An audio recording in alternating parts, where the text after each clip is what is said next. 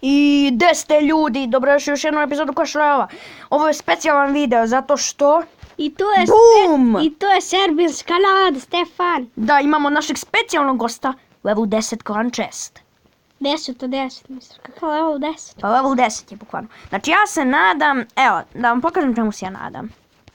Ja se nadam Elektro Wizardu, Lumberjacku, Sparkojku i ne, Miner. ne, Elektro Wizardu, Lumberjacku, Graveyardu i Mineru.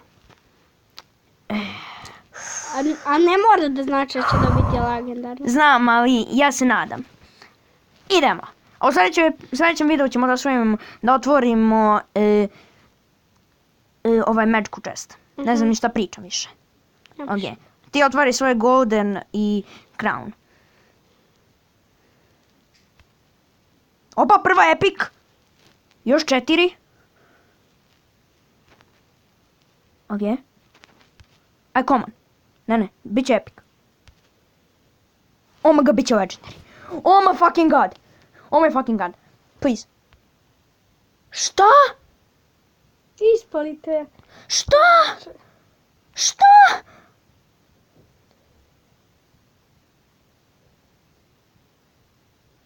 Ovaj ko dobio Elektro Wizarda? Son. On nije fair. Mene sjebo.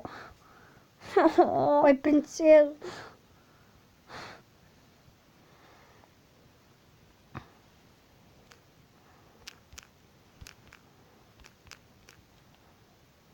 A dobro, bit će i sljedeći. Oće. Ja sam dobio ništa, ja sam dobio 6 mega minijana. Ljudi, za malo. Imamo crown chesta, možete ne skupljamo 2 crown chesta. Ne, ovaj video sam samo... A nadam se da ćemo u sljedećem videu da dobijemo Legendary iz onog Magic chesta. Pa ti se uvijek nadaš legendary da biješ... Dobro ljudi, Mahmude. mislim da će to biti za ovaj video. Nije ništa dobro bilo. Bane je dobio Goblin Barrel, a on je dobio Legendary, to je dobro. Hehehe. Bane nije dobio Legendary. Jel oni znaju uopšte ko je Bane?